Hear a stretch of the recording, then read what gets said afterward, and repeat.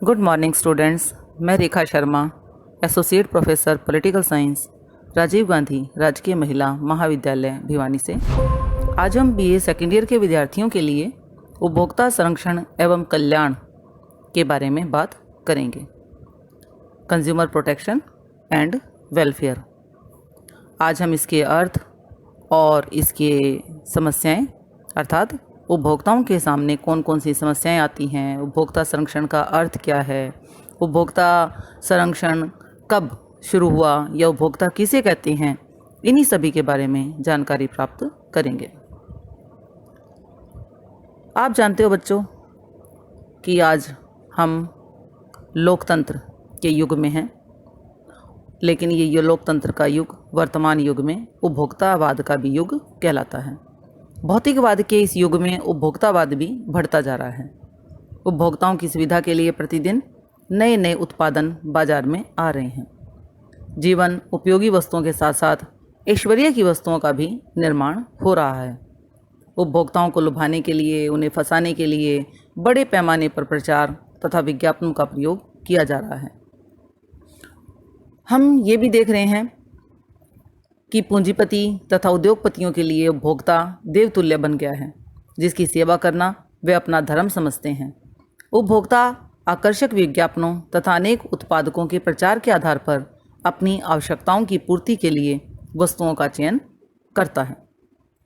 आवश्यकता इस बात की है कि उपभोक्ता को उन खतरों से सुरक्षा प्रदान की जाए जो एक निर्माता अपनी वस्तुओं को बेचने के लिए काम में ला सकता है। आप ये भी देखते हो कि सामान्यतः ये पाया जाता है कि उपभोक्ता वस्तुओं में मिलावट कर दी जाती है। वस्तुओं के पैकेटों में घटिया कोटि का प्रयोग किया जाता है, कम तोलों का प्रयोग, गुमराह करने वाले विज्ञापन आदि ऐसी क्रियाएं हैं जिसके द्वारा उपभोक्ताओं का शोषण किया जाता है। प्रत्येक उत्पादक अधिक से अधिक लाभ कमाना चाहता है। ऐसी स्थिति में नैतिक मूल्य उसके लिए कोई महत्व नहीं रखते। वह अत्यधिक धन तथा संपत्ति अर्जित करने में स्वार्थी तथा लालची बन गया है। उत्पादक तथा विक्रेता अपने उत्पादन को बेचने के लिए सामान्यतः बहुत से अनुचित साधनों का प्रयोग करता है। विक्रेता के लिए उपभोक्ता दैव तुल्य तो होता है, जिसकी सेवा करना वह अपना कर्तव्य समझता है। आधुनिक समय में उपभोक्ताओं को निर्माताओं, उद्योगपतियों, व्यापारियों, दुकानदारों आदि से बचाने के लिए अर्थात उसके संरक्षण हेतु आधुनिक कल्याणकारी राज्यों ने अनेक प्रकार के अधिनियम व कानून बनाए हैं। उपभोक्ता के संरक्षण तथा संतुष्टि की आवश्यकता को सारे विश्व में व्यापक रूप से स्वीकार किया जाने लगा है। अमेरिका इस क्षेत्र में अग्रणी है तथा ग्रेट ब्रिटेन अमेरिका के पद चिन्हों पर चल रहा है। भारत में भी उपभोक्ता संरक्षण को बहुत गंभीरता से लिया जाता है। अब हम बात करेंगे उपभोक्ता संरक्षण के अर्थ के बारे में। Meaning of consumer protection. उपभोक्ता संरक्षण से अभिप्राय उपभोक्ता वस्तुओं के खरीदारों को उत्पादकों तथा व्यापारियों के अनुचित व्यवहारों के परिणाम स्वरूप होने वाले शोषण से सुरक्षा प्रदान की जा सके। उत्पादक उपभोक्ताओं का कई प्रकार से शोषण करते हैं, जैसे उपभोक्ताओं को गुमराह करना, कपटपूर्ण तथा लुभावने विज्ञापन देना, कम तोलना, मिलावट करना, कम आपूर्ति वाली वस्तुओं की जमाखोरी करना और फिर अधिक मूल्य पर बेचना। इस प्रकार से हम ये देखते हैं कि बहुत सारी ऐसी समस्याएं हैं, बहुत सारे ऐसे प्रकार हैं जिनके द्वारा उपभोक्ताओं का शोषण किया जाता है। उपभोक्ता कौन होता है? उपभोक्ता जो पैसा देकर कोई वस्तु प्राप्त कर सकता है। भारत में उपभोक्ता इतना जागरूक नहीं है, फिर भी सरकार ने स्वतंत्रता के पश्चात कई ऐसे कानूनों का निर्माण किया जिनसे उपभोक्ताओं के हितों की रक्षा की जा सके। अब हम विस्तार से उपभोक्ताओं की समस्याएं अथवा उनके शोषण के बारे में बात करेंगे। उपभोक्ताओं को उत्पादकों तथा व्यापारियों के शोषण से बचाने को उपभोक्ता संरक्षण कहा जाता है, जिससे कि व्यापारी तथा उत्पादक उपभोक्ताओं को वस्तु के संबंध में भ्रम की स्थिति में न डाल सकें। वस्तु में मिलावट करना, वस्तु के संबंध में गलत सूचनाएं प्रदान करना, प्राय उत्पादक एवं व्यापारी उपभोक्ता को इस प्रकार से धोखा देते हैं। एक उपभोक्ता वह व्यक्ति है जो किसी अन्य व्यक्ति से धन के बदले में वस्तु अथवा सेवा प्राप्त करता है। यदि सेवा अथवा वस्तु प्रदान करने वाला उपभोक्ता को संतुष्टि प्रदान ना कर सके तो ये उपभोक्ता के साथ अन्याय माना जाता है। ऐसी स्थिति में उपभोक्ताओं को प्रतिदिन अनेक समस्याओं का सामना करना पड़ता है, क्योंकि भारत में निर्धनता, अशिक्षा, अज्ञानता, सूचना की कमी आदि बातें उसके भाग्य से जुड़ी हुई हैं। सबसे पहली समस्या जो उपभोक्ताओं के सामने आती है वह है विज्ञापनों का दुरुपयोग। ये सबसे गंभीर समस्या हमारे सामने है। आप ये जानते ही हैं कि उत्पाद को बेचने के लिए उत्पादनकर्ता विज्ञापनों का सहारा लेता है, परंतु ये व्यापारी कंपनियां तथा उद्योगपति अपने उत्पादों की बिक्री के लिए करोड़ों रुपये प्रचार पर लगाते हैं और कई दफ़ा विज्ञापन की कसौटी पर वो वस्तु, वो बिक्री खरी नहीं उतरती। प्रचार के सभी संसाधनों जैसे रेडियो, टेलीविज़न, समाचार पत्र, पत्रिकाएं, साइन बोर्डों द्वारा किए गए प्रचार में सेवाओं तथा वस्तुओं के गुण बढ़ा चढ़ाकर प्रचारित कर दिए जाते हैं। जब उपभोक्ता विज्ञापनों के कारण वस्तु खरीद कर घर लाता है तथा उसके असली गुणों तथा मात्रा को देखता है तो वह अपने आप को ठगा सा अनुभव करता है। इन भ्रमित करने वाले विज्ञापनों से उपभोक्ताओं को बहुत हानि उठानी पड़ती है। दूसरी समस्या है नकली उत्पाद। प्राय उपभोक्ता को किसी भी उत्पादन के संबंध में मिलावट का सामना करना पड़ता है। आजकल असली वस्तुओं के साथ साथ नकली वस्तुएं भी भारी मात्रा में बाजार में आ रही हैं। इन नकली उत्पादों से बाजार भरे पड़े हैं। ये नकली उत्पाद देखने में असली उत्पाद से भी अच्छे लगते हैं। दुकानदार इन नकली उत्पादों को भी असली कहकर बेचते हैं। देखने में सुंदर तथा कम दाम यही नकली उत्पाद का गुण है तथा उपभोक्ता के लिए उसे पहचानना बहुत कठिन हो जाता है। इसके बाद हम बात करते हैं एकाधिकार, मोनोपोली की। जिन वस्तुओं के उत्पादन में उत्पादनकर्ता का एकाधिकार होता है, बाजार में उसी की वस्तु ही उपलब्ध होती है। उपभोक्ता के समक्ष उस कंपनी की वस्तु खरीदने के अतिरिक्त अन्य कोई विकल्प नहीं होता। तो निर्माता उपभोक्ता का मनमाने ढंग से शोषण करता है। वह जब चाहता है कीमतों में वृद्धि कर देता है, उत्पादन में कमी करके काले बाजार को प्रोत्साहन देता है, वस्तुओं तथा सेवाओं की गुणवत्ता में कमी करके अनुचित लाभ उठाता है। एकाधिकार उपभोक्ता के लिए एक बड़ी समस्या है। इसके बाद एक समस्या का सामना जो उपभोक्ता को करना पड़ता है वह है कालाबाजारी। यदि बाजार में कीमतें स्थिर रहती हैं तो उपभोक्ताओं को संरक्षण मिल जाता है। यदि कीमतें स्थिर ना रहें तो प्रतिदिन बढ़ती रहें तो उपभोक्ताओं को बहुत आर्थिक हानि उठानी पड़ती है। इन बढ़ती कीमतों के कारण व्यापारी जमाखोरी आरंभ कर देते हैं तथा इन वस्तुओं के संग्रह के कारण बाजार में वस्तुओं का एक कृत्रिम अभाव उत्पन्न हो जाता है। इससे चोर बाजारी को बढ़ावा मिलता है। लोग वस्तुओं को खरीदने के अभ्यस्त हो जाते हैं। वस्तुओं के कृत्रिम अभाव के कारण वे अधिक कीमत देकर भी माल खरीदने को तैयार हो जाते हैं और इस तरह उपभोक्ताओं का शोषण होता है। एक और समस्या अनुचित व्यापारिक व्यवहार। व्यापारी वर्ग तथा निर्माता कई प्रकार की व्यापारिक क्रियाएं अपनी बिक्री बढ़ाने के लिए करते हैं। इसके लिए कोई भी उचित अनुचित विधि अपनाने को वो तैयार रहते हैं। वे कुछ ऐसा व्यवहार करते हैं जो कपटपूर्ण तथा अनुचित होता है। भ्रामक विज्ञापन, लक्की ड्रा, निःशुल्क उपहार योजना आदि ऐसे कार्यों को लागू करके उपभोक्ताओं को भ्रमित करने का प्रयास किया जाता है। सीधे साधे उपभोक्ताओं को अपने जाल में फंसाने के लिए गलत प्रचार का सहारा लेते हैं।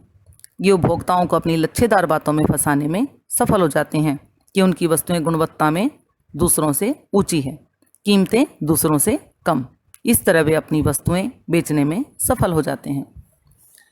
अब एक और समस्या जो उपभोक्ताओं के सामने आती है वह है उपकार व पुरस्कार। आजकल व्यापारियों, दुकानदारों तथा बड़ी कंपनियों द्वारा ग्राहकों को आकर्षित करने के लिए कई प्रकार के उपहारों तथा पुरस्कारों के विज्ञापन भी दिए जाते हैं। इसके अतिरिक्त उत्पाद खरीदने पर इनाम मिलने की भी बात कही जाती है।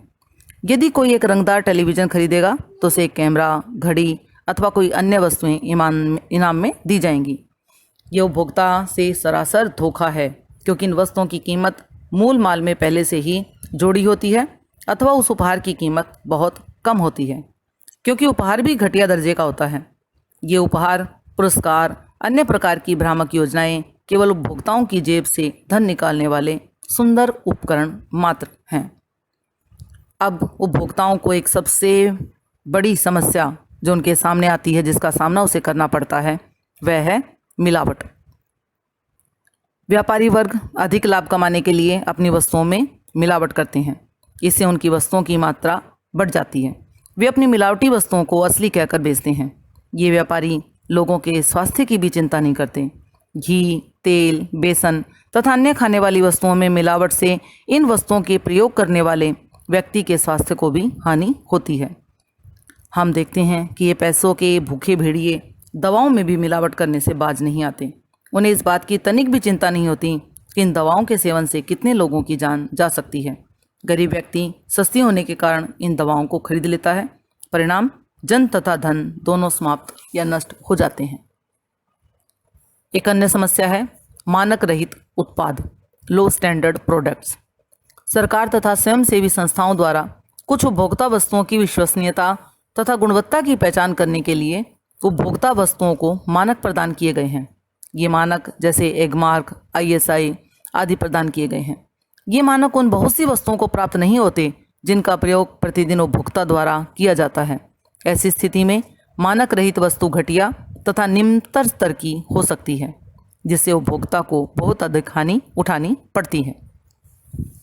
इसके बाद है वस्तुओं की कीमतों में वृद्धि। उपभोक्ताओं के लिए सबसे बड़ी समस्या वस्तुओं की कीमतों में अस्थिरता तथा कीमतों में वृद्धि है।